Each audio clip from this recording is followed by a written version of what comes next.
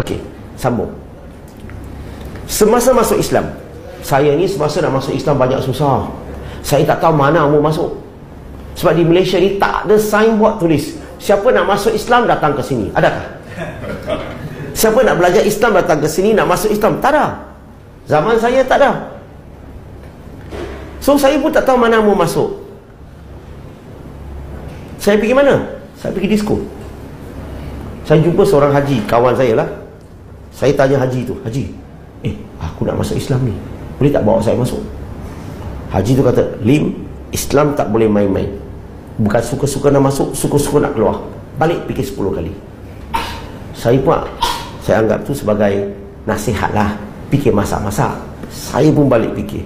2 bulan kemudian saya datang jumpa haji. Haji, saya nak masuk Islam, boleh tak bawa saya masuk? Lim, aku dah kata dah hari tu, Islam tak boleh main-main. Bukan suka-suka nak masuk, suka-suka nak keluar. Balik fikir 10 kali. Sudah berapa kali? 20. 4 bulan kemudian saya dah fikir masak dah. Haji, saya dah masak dah fikir, boleh tak tolong bawa saya masuk Islam? Sebab saya tak tahu macam mana mau masuk. Dia pun cakap yang sama. Balik fikir 10 kali. Aku dah fed up. Tak fed up. Saya doa, ya Tuhan, kalau kamu ni nak bagi, kalau kamu benarkan saya masuk Islam, tunjukkanlah jalan. Kalau tak ada, saya balik tidur. Masa tu tak ada idea, balik tidur lah. Time nak tidur, Allah bagi ilham. Tak ilham tak? Ilham tu tekan 103. Apa tu? Operator lah. Ni semua ni tak pernah tekan 103. So saya pun telefon operator. Biasanya telefon operator, siapa yang bercakap dulu? Perempuan. Operator cakap dulu. Tak tahu apa nak cakap. Akhirnya saya ingat perkataan terakhir saya. Boleh saya bantu? Betul? Panjang cerita tu, aku malas nak dengar. Saya kata boleh. Saya nak tanya ni, saya nak masuk Islam di negeri ni. Negeri ni tempat mana untuk saya daftar masuk Islam? Itu perempuan pun jawab, minta maaf Encik, saya ni Hindu. Alamak, ingat dapat ilham, dapat di Hindu pula nak tanya Islam. Tapi perempuan tu, walaupun dia tak tahu mana tempat masuk Islam, tapi dia operator. Dia boleh rujuk saya kepada Jabatan Agama. Dia bagi saya telefon nombor Jabatan Agama. Alhamdulillah, saya telefon, dia bagi telefon, saya telefon Jabatan Agama. Itu tempat masuk Islam. Tempat masuk Islam. So saya nak pergi masuk Islam pagi tu. You tahu tak berapa takut? So tak ada kawan nak ikut. Saya kena pergi seorang, Lone Ranger. Saya pun tak tahu apa jenis upacara yang akan mereka buat kan. Apa mau buat saya pun tak tahu. Saya pun pergi. Walaupun cuaca pagi tu sejuk, saya berpeluh. Biasa tak pengalaman begitu? So saya pun pergi. Sampai kat masjid tu, wah, daripada jauh ni saya nampak ustaz tu. Alhamdulillah, ustaz tu senyum. Itu bagus. Jangan nampak mu'alaf ni, jangan tunjuk muka teroris tau. Tunjuk muka senyum. Alhamdulillah, ustaz tu senyum, saya pun rasa lega. Alhamdulillah. So bila dah dekat kat ustaz tu hulurkan tangan. Dia kata, selamat datang. Saya kata, terima kasih. Tetapi berlaku sesuatu yang tidak diingini. Ustaz tu dah salam saya, tak cukup. Dia mau peluk saya. Kita orang Cina ni tak biasa main peluk-peluk lelaki dengan lelaki. Tak biasa. Lagi tambahan lagi tu, ustaz tu janggut banyak, lagi geli. Orang Cina ni, biasa tengok tak orang Cina peluk lelaki dengan lelaki peluk-peluk? Tak ada. So tak biasa. Saya cuba elak berapa kali tau. Tapi apa boleh buat? Badan ustaz tu lebih besar. Saya nak cerita, bila orang nak masuk Islam, yang main peluk-peluk ni tak perlu lah. Kalau salam-salam okey lah. Betul tak? Ada orang tak selesa. Setuju? Tak apa. Masuk kat dalam, nak masuk Islam, time tu nak ucap syahadah. Wah, ustaz kat depan saya, ada 2 ustaz duduk sebelah lagi, jadi saksi. Alhamdulillah. So ustaz tu kata, Lim, saya baca, kamu ikut. Okay. Dia baca 2 kalimah syahadah. Kelajuan dia 80 km sejam. Dia rasa-rasa saya dapat ulang tak dengan baik. Dia baca, saya pun ulang. Dia dengar kau punya bacaan, dia pandang 2 saksi tu. Maksudnya, macam mana? Boleh ke? 2 saksi tu ketuk meja. Tak sah. Dia baca, saya ulang balik. Ketuk lagi. Tak sah. Selama 20 minit tak sah. Saya mula takut, ni apa hal ni? Saya fikir mungkin ini upacara kot, nak masuk Islam ni kena dia baca, I baca, dia tak sah, dia baca, I baca, tak sah. Lama-lama baru jadi. Selepas 30 minit baru dia sahkan saya. Sahkan saya bukan kerana saya baca dengan tepat, sahkan saya sebab ketiga-tiga mereka sudah penat. Saya dah lupa berapa puluh kali syahadah saya dah baca. Sebab apa? Mereka ni nak pastikan saya baca 2 kalimah syahadah ni tajwid dengan betul. Dia rasa orang kali pertama baca 2 kalimah syahadah ni tajwid boleh betul kah? Atau nak cuba saya baca 2 kalimah syahadah dalam bahasa Cina, you ulang. Saya tengok you tajwid betul ke salah. Saya guarantee you tajwid saya tahun depan pun tak sah. Yang penting faham maksudnya, terima dalam hati. Bukan baca dengan tajwid yang betul. Allah faham tak saya tak dapat baca dengan betul? I sengaja ke? Bukan. Memang tak bisa, tak boleh. Kawan saya sampai hari ini, seorang kawan saya masuk Islam dah 30 tahun. Suruh cakap Allah tak boleh, Allah. Hari-hari Allah. Dia tak boleh. Ini macam mana kalau macam ni tak boleh baca Allah, tak payah masuk Islam ke? Kalau wajib baca dengan tajwid betul, orang bisu macam mana nak masuk? Sampai mati pun tak boleh masuk. Permudahkanlah bila orang masuk Islam, jangan susah-susahkan. Selepas syahadah, ustaz cakap apa? Lim, sekarang ni kita nak bincang potong. La ilaha illallah. Saya dah takut dah 30 minit ni. Sekarang ni dia nak cederakan aku lagi.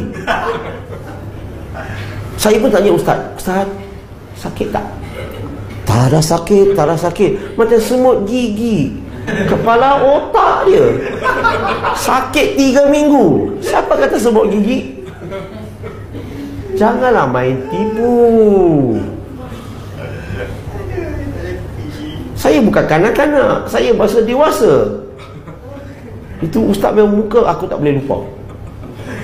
Siap dia dipandang masyarakat nanti. Okey, semasa masuk Islam macam-macam cabaran. Dan selepas masuk Islam, saya pendekkan. Selepas masuk Islam, cabaran lain.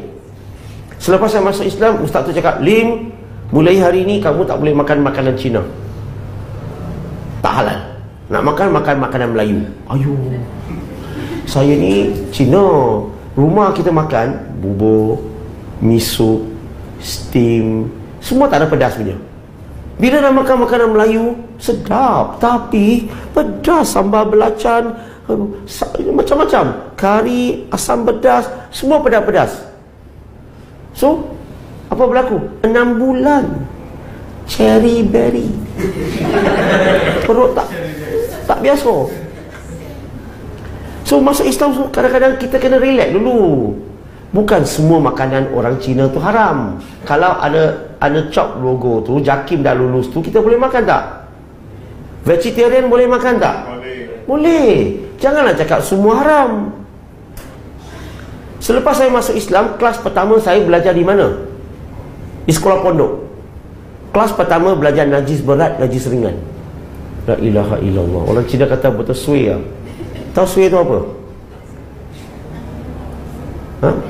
Bad luck lah. Ada orang masuk Islam tak belajar akidah Islam, belajar najis berat, najis ringan. So ustaz tanya, Lim, faham tak? Bila dalam kelas ustaz tanya, dia tak boleh cakap tak faham tau. Kenapa? Sebab ramai orang, nanti orang ingat kaya bodoh.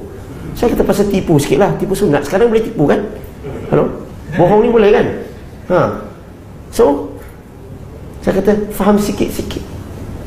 Ustaz kata, cuba terangkan. La ilaha illallah. Macam mana kena terangkan? Dia kata najis berat ke, nak tahu berat ke ringan, ambil najis letak dalam air. Kalau dia tenggelam, itu yang berat. Kalau dia terapung, itu yang ringan. Saya belajar kat sekolah pondok. Ustaz kata, nampak sesama Islam disunatkan bagi salam. Pak jawab salam tu wajib. Mana-mana saya pergi, saya bagi salam. Saya nampak orang Islam, Assalamualaikum. Dia tengok bunyi pelat kan,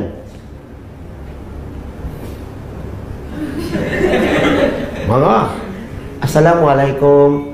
Hai, lu Cina kah? Saya Cina lah. Lu Cina asal bagi salam? Assalamualaikum. Tolong sikit lah lu Cina. Ini agama orang Melayu, jangan main-main. Aku pecut lu muka. Saya pergi kat tabung haji dekat tabung haji kat Pulau Pinang, hotel. Wah, musim haji tu ramai karya duduk situ. Saya dijemput bagi ceramah di situ. So saya duduk lift, ramai jemaah masuk lift bersama. Semua pakai kopiah, jubah. Saya pun bagi salam. Assalamualaikum.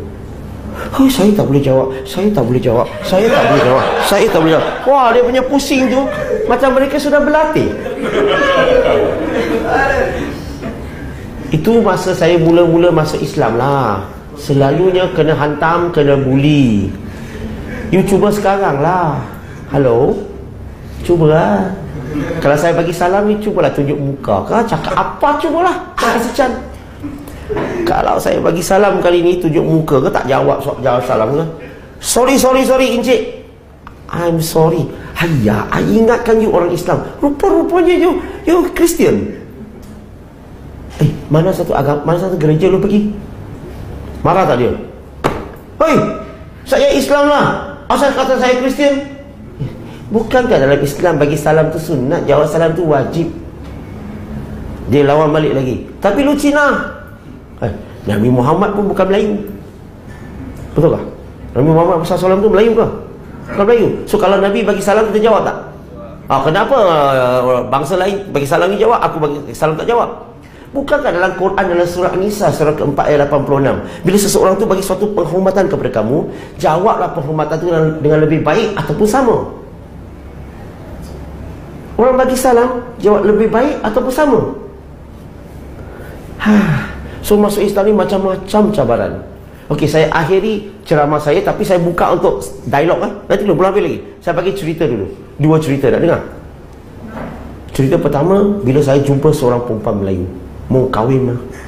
Tapi saya tak tahu cara Melayu nak kahwin macam mana. Saya pergi rumah dia, jumpa mak dia dan abang dia lah, bapak dia dah meninggal. So jumpa mak dan abang dia. Saya cakap lah, saya mau kahwin, dia punya anak perempuan. Mereka suruh saya balik. Mana saya faham apa tu.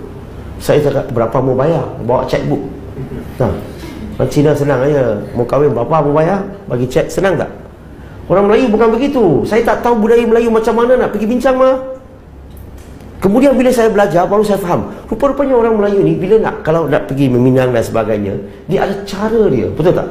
Mula-mula bila masuk rumah, tak mau bincang kahwin dulu, cakap burung tu dulu, bunga, musim berubah, semua tu tak? Time bincang bila nak balik. Datang nak balik, sebenarnya hasrat kami datang, baru cakap. Rupa-rupanya begitu. Cina lain, Cina direct aja. So dia halau saya balik, saya pun terpaksa balik lah. Dia suruh saya kalau nak bincang, cari keluarga angkat. Saya terpaksa pendekkan cerita, jumpa salah satu keluarga angkat, dah bincang dah okey. Time nak nikah tu, semasa nak nikah, saya pergi rumah keluarga angkat, bawa 10 dulang tau. Main-main. Tapi sampai ke rumah keluarga angkat marah. Sebab saya berpakaian begini, pakai tie, smart lah, handsome. Dia marah, dia tak nak ikut sebab saya tak pakai baju Melayu. Dia lagi marah sebab saya tak bawa keris. So saya kena marah setengah jam. Lepas tu dia halau saya. So macam mana mau kahwin? Tak ada wakil, tak ada keluarga angkat. Saya pun telefon orang sana, cakap keluarga angkat boycott. Saya telefon pendakwa Malaysia yang datang, semuanya mualaf, majoriti lah. Adalah 1-2 tu yang Melayu. So saya minta mereka, boleh tak tolong saya nak kahwin. Mereka cakap apa? Saya nak kahwin sendiri pun tak tahu macam mana nak kahwin dengan kamu. Mualaf kan? So betapa susah. Akhirnya alhamdulillah mereka terima. Time nak nikah tu, di negeri saya, negeri Melaka, dia kena baca satu ayat tau, tapi dengan 1 kali nafas. Kalau 2 kali nafas tak sah. Betul? Saya baca, saksi kata tak sah. Saya baca, dia kata tak sah. Alamak, saya fikir balik, ulang balik macam semasa masuk Islam. Asyik tak sah. Bukan main susah lagi. Akhirnya dia salah. Tapi kenapa lah begitu susah ni nak kahwin ni? So ini cabaran. Okey, untuk tutup ni cerita ni, ada seorang lelaki Cina ni masuk Islam. Masuk Islam, dihantar belajar di tanah Arab, belajar bahasa Arab, balik dah jadi ustaz. Tapi bila balik, mak dia jatuh sakit. Sakit bukan sakit biasa, sakit tunggu tinggal masa sebulan ni lah untuk hidup. So dia pergi hospital, pujuk mak dia masuk Islam. Mak masuk Islam masuk syurga, tak masuk Islam masuk neraka. Dia pergi pujuk, mak dia telinga sampai merah, tak tahan. So akhirnya mak dia kata, okey lah. Cina biasa okey lah kan. So dia kata okey lah. Saya boleh masuk tapi dengan satu syarat. Syarat apa mak? Kalau mati, tanam di kubur Cina. Tak boleh mak, kita mesti mau tanam di kubur Melayu. Kalau begitu tak jadi mau masuk Islam. Dan dia pergi jumpa ustaz dia. Ustaz dia kata, tak apa, biar saya pujuk mak you, saya terangkan. Tapi sebelum ustaz jumpa mak dia pun meninggal. Saya nak tanya, mana satu lebih penting? Masuk Islam dulu ke mana mau tanam? Masuk Islam. Dia dah mati, dia tahu tak you tanam kat mana? Tahu. Islam kan dia dulu, mana mau tanam bincang buat apa? Dia nak kubur Cina lah kita hantar. Kita kan ada kubur Cina orang Islam. Dia tak kata Islam tak Islam kan, dia nak janji kubur Cina kan. Kita ada Cina Islam. Nampak tak? Kadang-kadang kita tak mahir tentang fik keutamaan. Kita nak berdakwah, kita nak uruskan mualaf, tapi sentiasa kita menyusahkan. Kita buat mereka susah nak masuk Islam.